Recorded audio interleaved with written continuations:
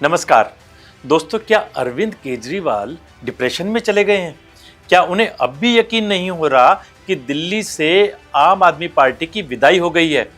इस सवालों पर चर्चा करें उससे पहले आपको बता दें कि दिल्ली में जब से बीजेपी की सरकार बनी है और रेखा गुप्ता दिल्ली की मुख्यमंत्री बनी हैं, तब से ही दिल्ली की सियासी हवा बदल गई है।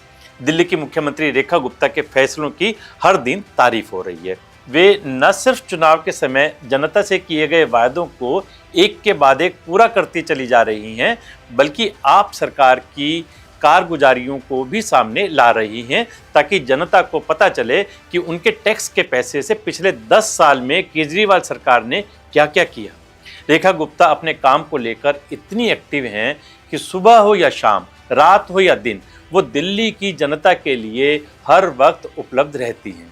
कुछ दिन पहले रात के 12 बजे खड़े होकर सड़क मरम्मत का काम करवाते हुए दिखाई दी थी। सेमापुर बादली रिंग रोड पर हो रहे सड़क मरम्मत के कार्य का निरीक्षण करने में वे रात के 12 बजे पहुंच गई थी। 12.5 करोड़ की लागत से यहां काम चल रहा है। दिल्ली की जरूरतमंद महिलाओं को 2500 रुपये देने का वायदा हो या फिर शीश महल को जनता के लिए खोलने का वादा हो, इन सब वादों को पूरा करने के बाद अब केजरीवाल सरकार के कार्यकाल की पोल पट्टी भी खुलती नजर आ रही है। विधानसभा चुनाव में एक के बाद एक केजरीवाल सरकार की सीएजी रिपोर्ट रखी जा रही है, जिसमें केजरीवाल सरकार के कार्यकाल की पोल खुल रही है। विधानसभा में 6ठी सीएजी रिपोर्ट रखी गई, जिस पर चर्चा करते हुए मनजिंदर सिंह सिरसा ने केजरीवाल के बारे में कुछ ऐसा कह दिया कि उनका बयान वायरल हो गया। अरविंद केजरीवाल की असलियत देखने के लिए जैसे ही उसको ताकत मिली तो अरविंद केजरीवाल ने क्या किया? अरविंद केजरीवाल ने अपना शीश महल बनाना शुरू किया।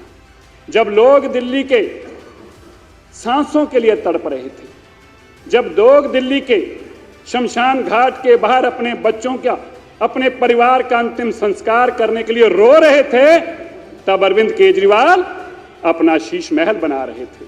जब लोग ऑक्सीजन के लिए दर-दर ठोकरें खा रहे थे, तब अरविंद केजरीवाल करोड़ रुपए के झूमर खरीदने जा रहे थे। जब दिल्ली के लोग कोविड के लिए बेड ढूंढ रहे थे, तब अरविंद केजरीवाल मखमल के गलीचे खरीदने के लिए बाजार में शॉपिंग करने जा रहे थे। उन्होंने केजरीवाल पर बड़ा सियासी हमला बोला।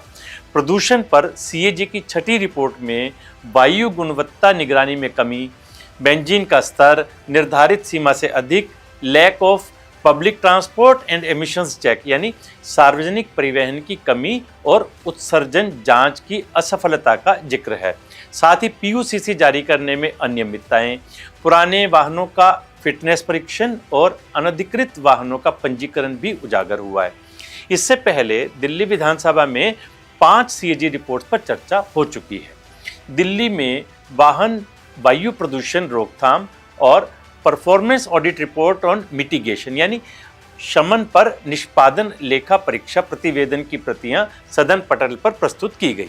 दिल्ली विधानसभा में सीएजी रिपोर्ट और उस पर चर्चा के समय आप नेताओं ने वॉकआउट कर दिया, जिससे सदन की कार्यवाही 3:30 बजे तक के लिए स्थगित कर दी गई थी।